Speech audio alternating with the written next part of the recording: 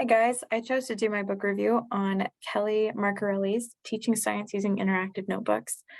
I selected this book because it's kind of near and dear to my heart. I kept such a notebook. Here we have a picture of it.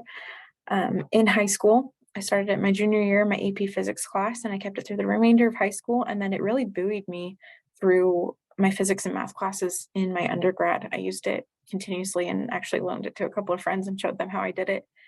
Um, I want to use that same practice in my own classroom. So reading science teaching using interactive notebooks seemed like an excellent place to start. So my objective in presenting this book review is to convince you as a teacher that you should use Marcarelli's book. It's a useful resource, and you need to consider adopting interactive notebooks in your classroom if you haven't already. Today, I'm going to discuss what an interactive notebook is, how you can help, or how the book can help us use interactive books in our class, and how this book is supported by research, and then how we can apply all that information into the classroom. First up, what is an interactive notebook? You may already have a pretty good inkling of what an interactive notebook is. Maybe you've even done them yourselves. I want to assert that it's much more complex than verbatim note-taking. It's really not note-taking at all. It's so much more. It is, unlike most classroom tools, it's used almost exclusively by the students and not the teachers. It puts students in the driver's seat of their sense-making. Students can use their interactive notebooks to record data, conduct investigations in addition to the basic note-taking. They make connections in this book. They make revisions in this book. They deepen their pre-existing understandings, adding to them. They transfer what is in their head onto paper, and they create lasting sense-making tools. I had to include this quote from Mythbusters there at the bottom on the left, because I'm a big nerd. I hope some of you guys are too. I don't know if you guys like Mythbusters. I was pretty obsessed as a kid. And I think this quote here, which is from Adam Savage, he had the beginning of a compelling argument for interactive notebooks when he said, "Remember, kids, the only difference between screwing around and science is writing it down."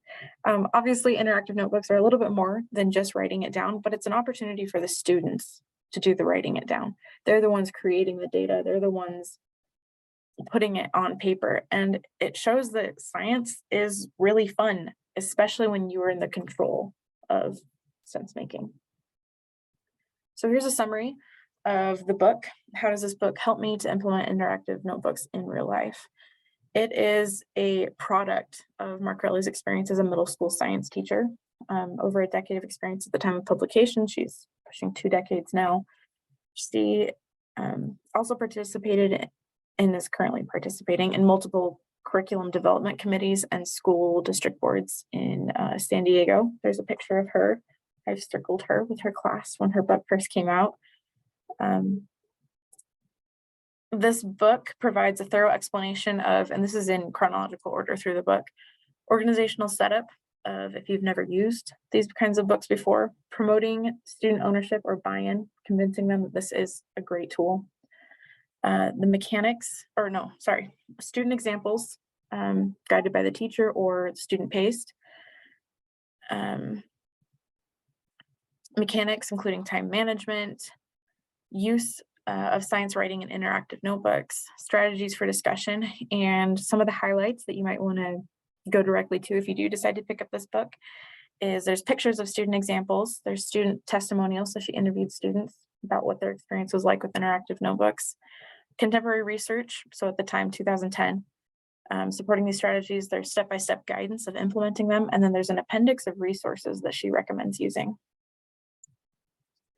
Here's a couple of examples that I copied directly from the book. You can see pictures that students have drawn. You can see models or diagrams. There's explanations of how they went from observation to hypothesis, how they revised it, how they changed based on new information. And I'm going to read this testimonial to you of an 8th grade student. She said, "It's like my own piece of property that I have to take responsibility for. It shows my personal thinking and my creativity. My notebook shows that I can think for myself and figure out where I went wrong for myself instead of someone telling me.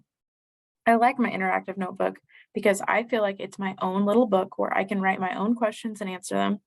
However, I think it represents me. Like if I were to look through a stranger's interactive notebook, I would get a sense of their personality too. Cool. And I think this is a perfect explanation of what they are, and how students can really be convinced that this is good stuff. How does this supported by research?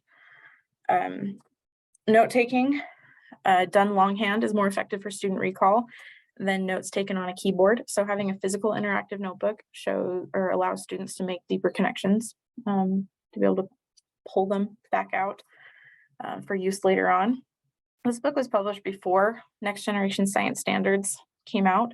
So she calls connections with other topics cross-curricular connections, where NGSS calls them cross-cutting concepts. And I think that's really forward-thinking of Mark Relly to put that in her book.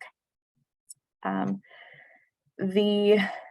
study showed that using interactive notebooks encourages collaboration amongst interdisciplinary teachers, provides teachers with more time to instruct on science topics without forfeiting English language acquisition time or English language time for students.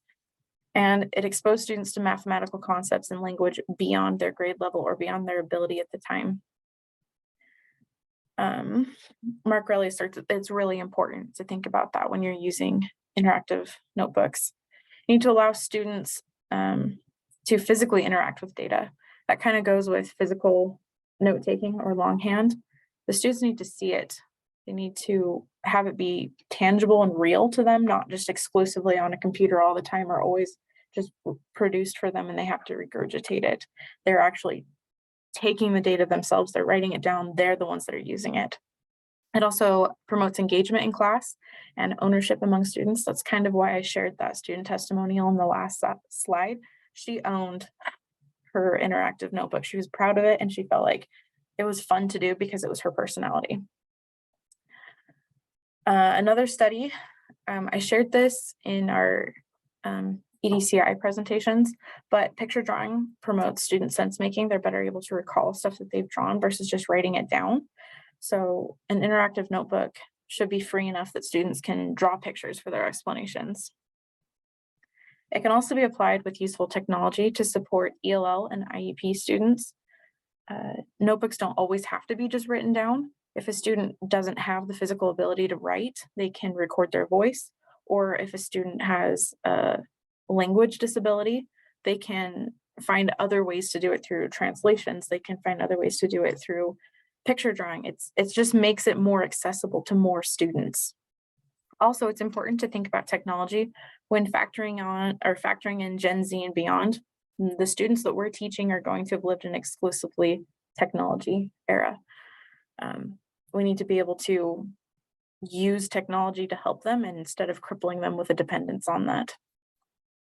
Also, this promotes scientific and engineering practices. Again, Mark Relly came out with this book before Next Generation Science Standards, but a study by Brown showed that it promotes scientific and engineering practices, teaching students that they can think like scientists. How can we apply this? It's kind of straightforward. It sounds really silly to say use interactive notebooks in your classroom. Like the name of the book is exactly how to apply it. But based on the research that I did, there's a lot of ways that we can apply it. First, scaffold the use of physical interactive notebooks if you've never used them before.